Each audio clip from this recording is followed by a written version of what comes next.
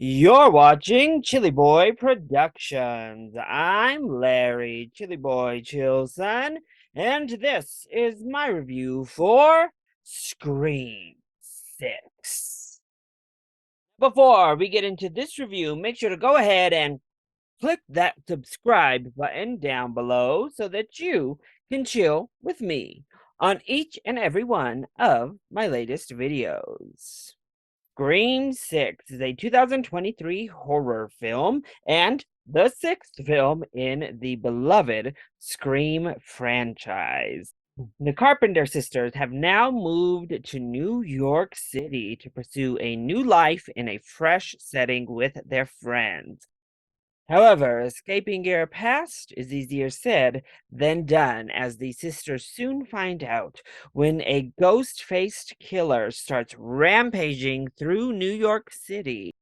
The search of finishing the job started in the fifth installment. The film once again stars Melissa Barrera, Jenna Ortega, Mason Gooding, and Jasmine Savoy Brown, as well as Courtney Cox, and sees the return of Hayden Panettiere. It is once again directed by Matt Bettinelli Open and Tyler Gillett. As you can see, I'm obviously a huge Scream fan. Yeah, this is a Scream shirt, okay? Hard to tell when I'm sitting here, just the top, but I love Scream, as pretty much all 90s babies do. This is our thriller slasher franchise. And I really loved 2022's Scream, the requel. But there was cause for pause heading into Scream 6. First of all, they turned this sucker around in like a year. Like, what are we doing here? This is able to be turned around so quickly. In addition, well, Sydney wasn't here because Nev Campbell exited the project when she was lowballed in her contract and decided she deserved more and walked away, leaving the film without the ultimate legacy character of the Scream franchise. However, everything I've seen leading up to watching this film tonight had me sold. The trailers were amazing. The posters have been so good. I was ready to take the Scream franchise to New York City, get a new, fresh setting for a franchise that has stayed put for the first 5 entries. Ultimately, I really liked Scream 6. So let's go ahead and talk about those positives first.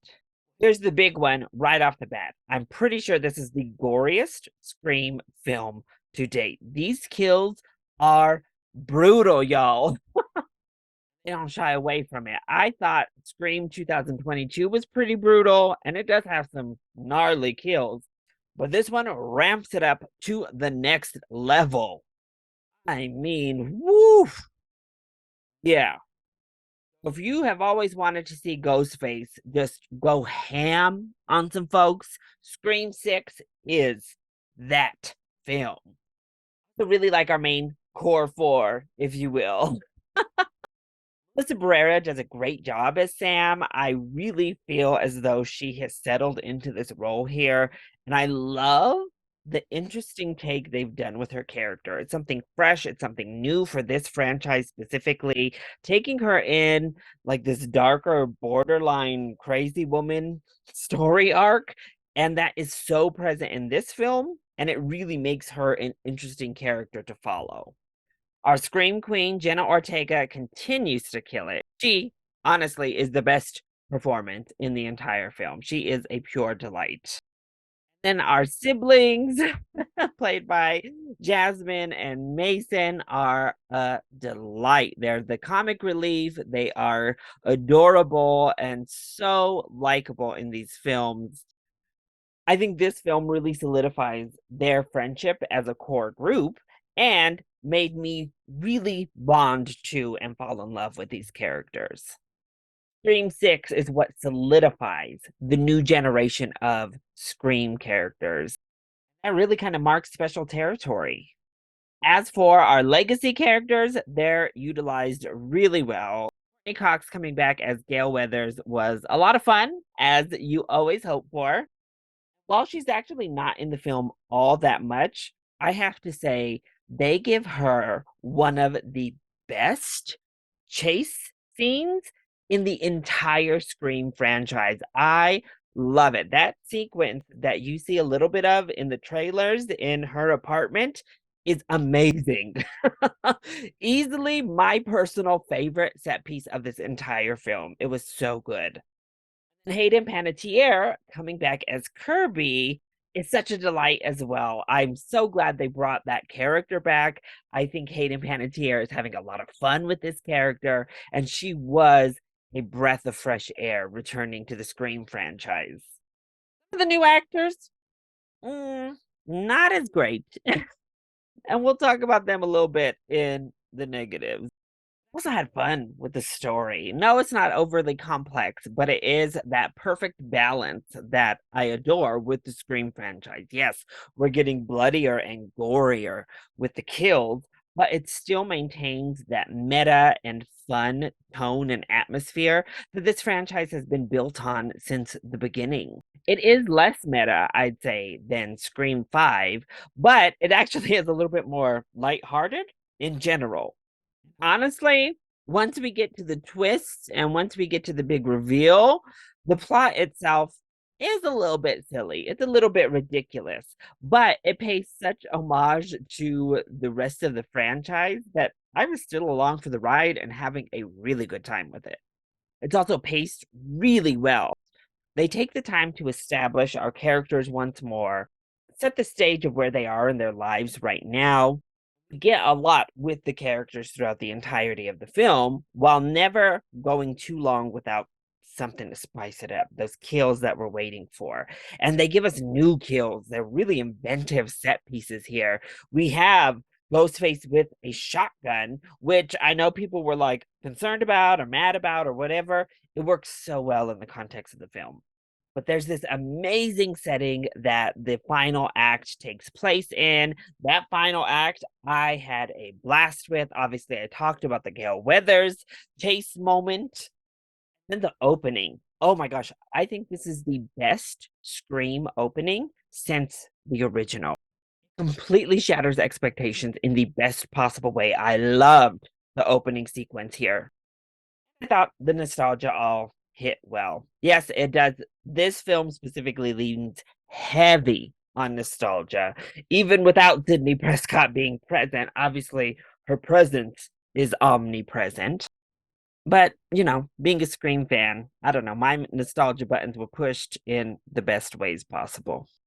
So then, what doesn't work so well when it comes to Scream 6? Well, the hit points, if you will.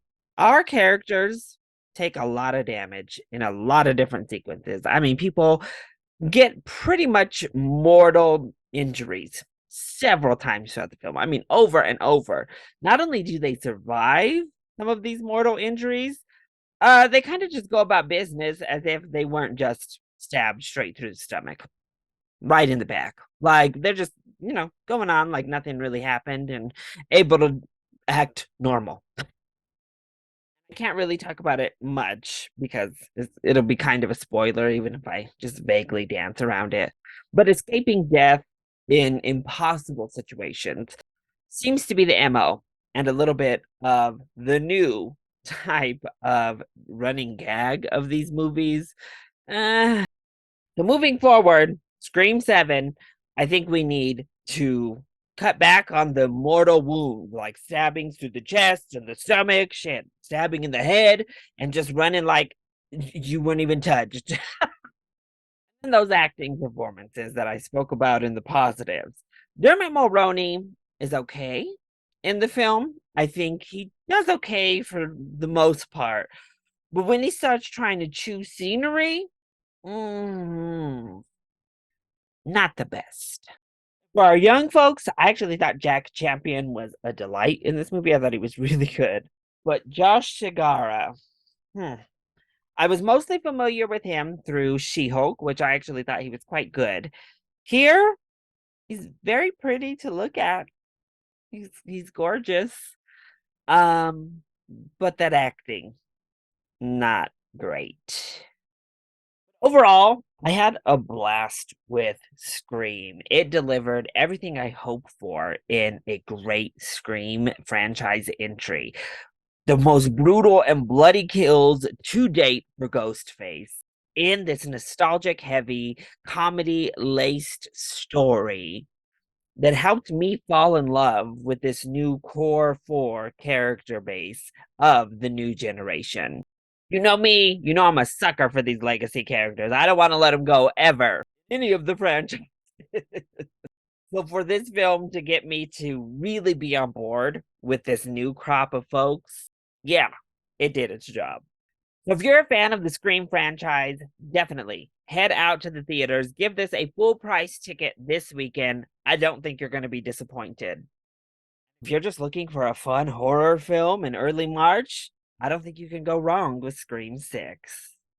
So that was my review for Scream 6. I hope you enjoyed it. If you did, go ahead, click that like button down below and subscribe to the channel so that you are always up to date on all of my latest videos. Also, join in on the discussion. Are you excited to see Scream 6 or have you already checked it out? Let me know your thoughts either in the comment section down below or you can hit me up on Twitter. I love you all so much for your continued support. Thank you for watching and we'll see you next time. Bye.